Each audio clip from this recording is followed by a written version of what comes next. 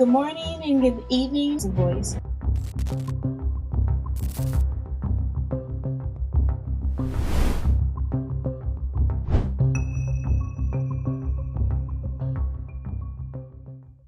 Just chatting. So let's get to chatting.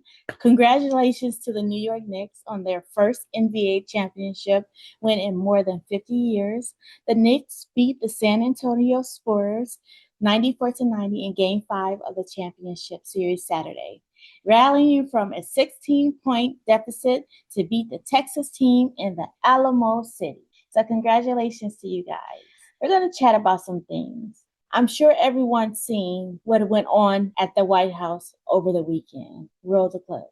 Michelle Obama is a man. Am I right, America? What we seen was despicable.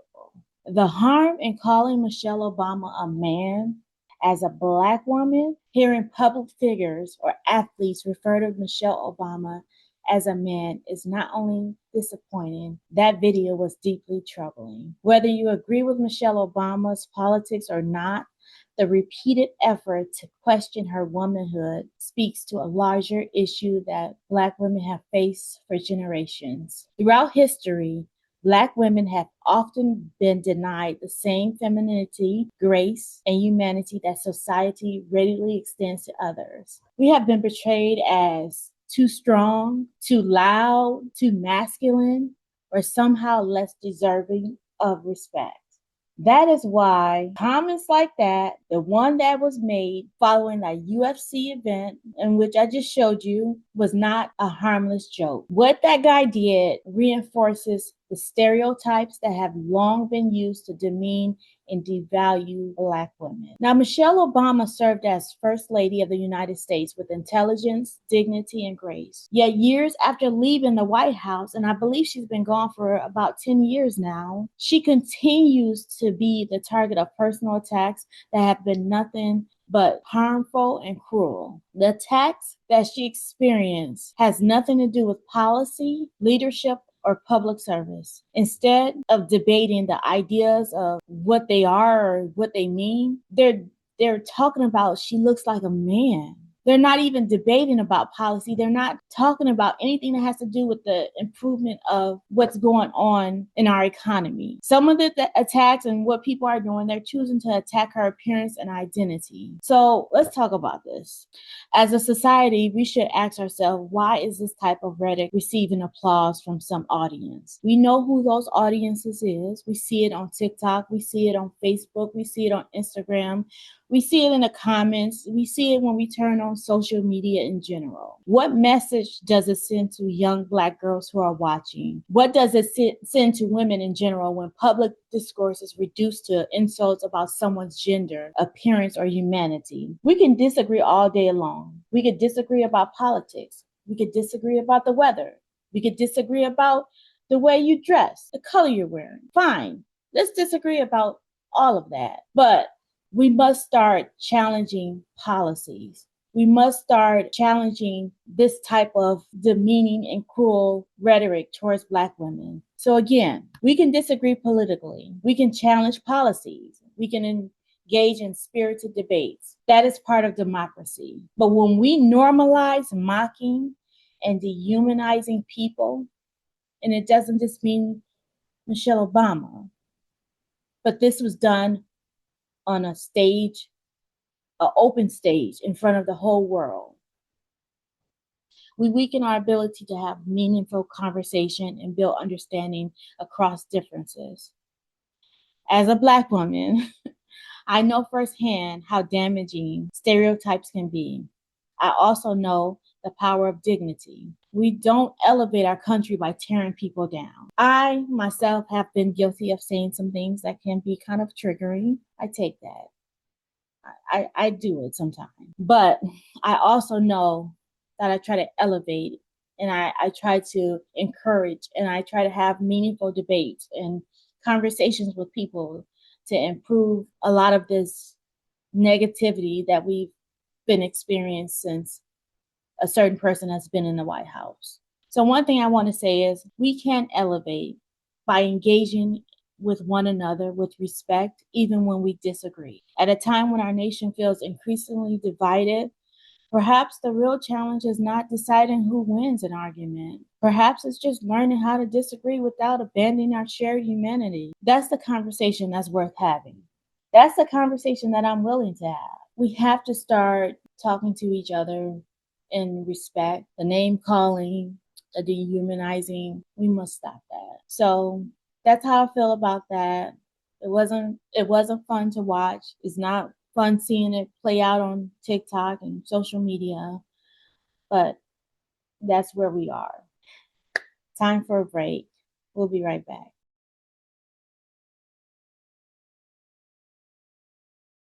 This segment of Rain Girl TV with Kimberly Williams is proudly presented by Hill and Sip Tea Bar. More than just a tea company, Hill and Sip Tea Bar is a community-driven movement focused on healing, mentorship, and youth empowerment. Founded by Jocelyn Hardy Stewart and Dee Robin, Hill and Sip was created to provide support, opportunity, and encouragement for young people while promoting mental wellness throughout the community. When you purchase from Hill and Sip, you're doing more than just enjoying a great cup of tea. You're helping support a mission dedicated to creating positive change and brighter futures for our young people. Discover their amazing selection of teas and learn more about their inspiring work by visiting hillandsip.com. And be sure to follow Hill and Sip Tea Bar on Instagram, Facebook, and TikTok for updates, events, and wellness tips. Hill and Sip Tea Bar is where every sip supports healing, hope, and community. I've actually purchased my cup from Hill and Sip Tea Bar. It's this is a beautiful cup. They have a couple of different kind of cups that you can order. I also purchased some teas. Uh, this is the peach punch here. So not sure if you can see it, but it comes in this little cute tin foil. They have different types of teas that you can order from. They have gift packages. So check out their website at hillandsip.com. Now, let's get back to Rain Girl TV with me, Kimberly Williams.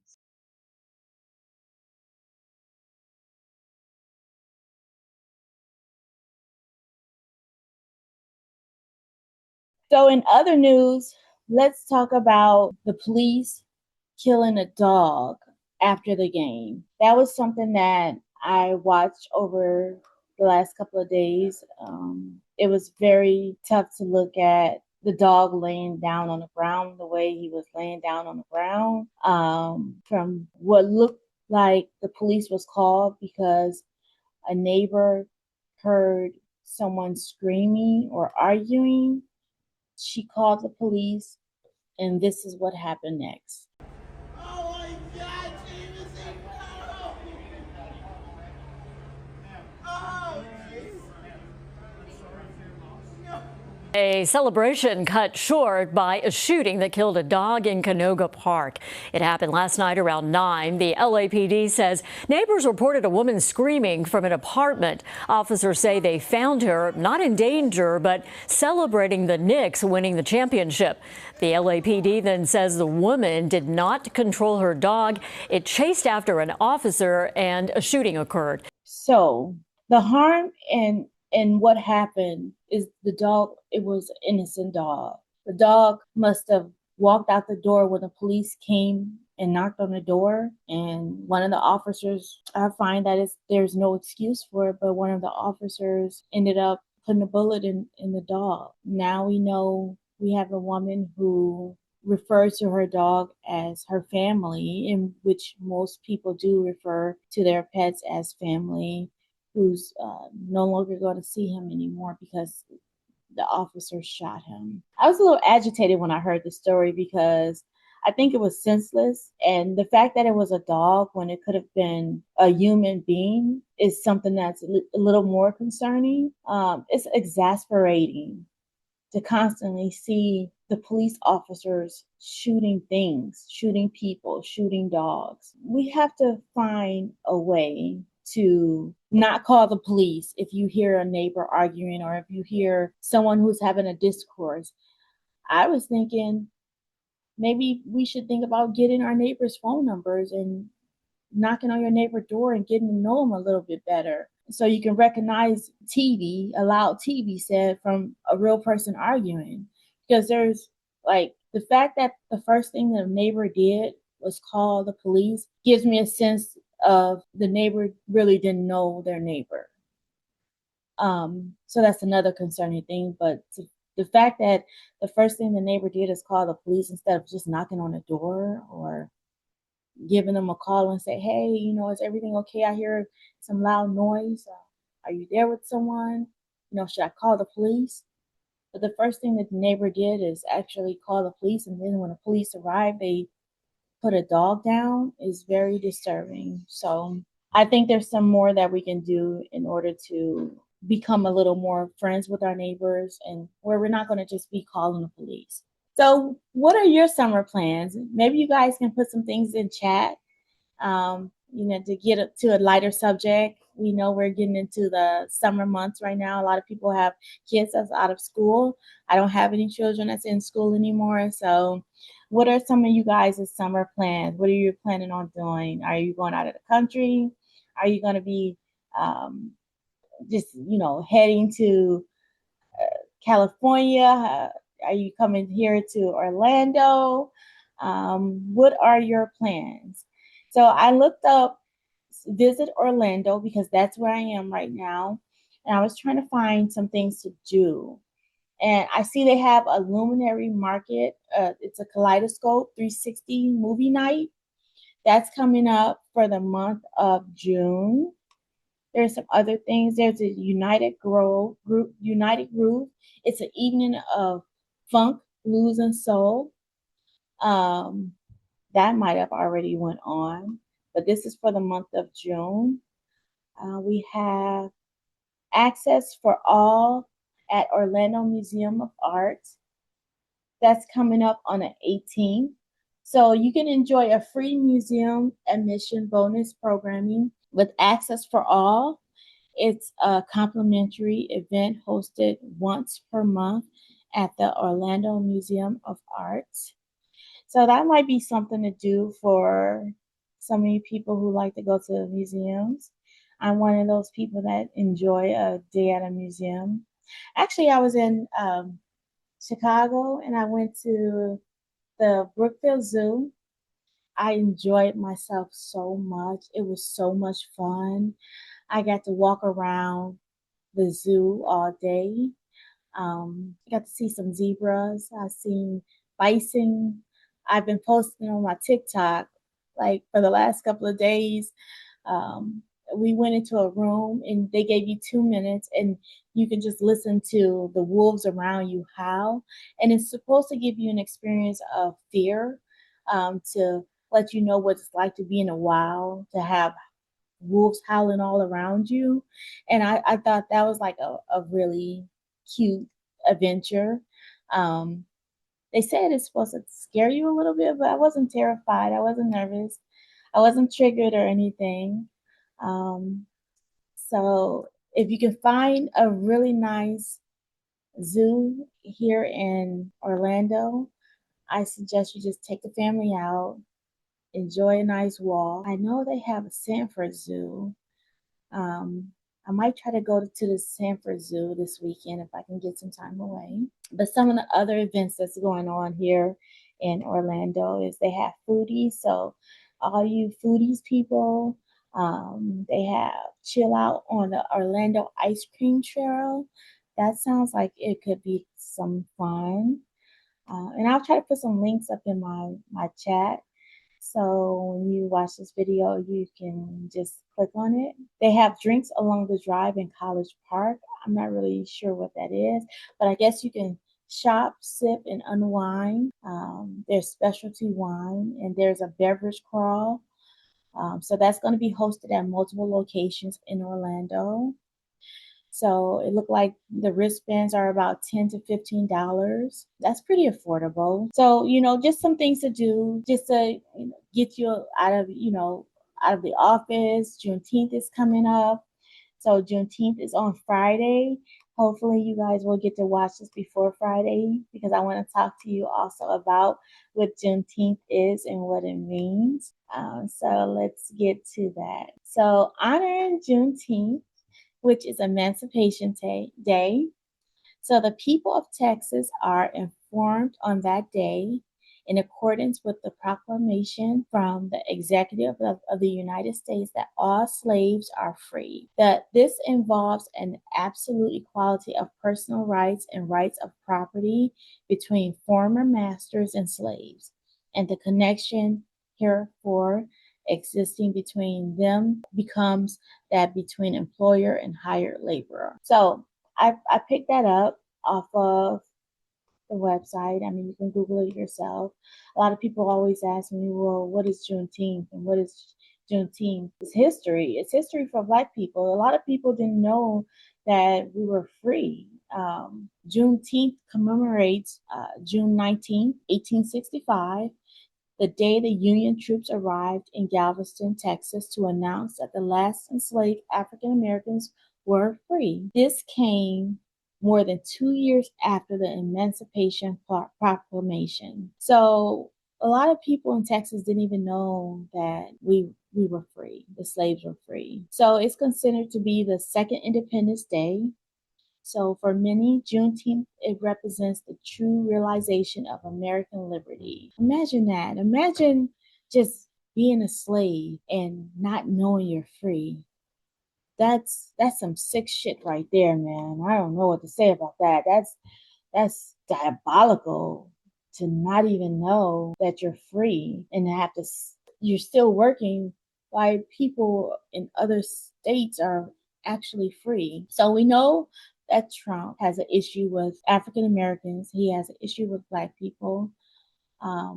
But he can't remove Juneteenth as a federal holiday. That day was established as a federal holiday through legislation that was signed in 2021. So it would require another act of Congress to rescind it. So I wanted to talk to you guys about what Juneteenth is.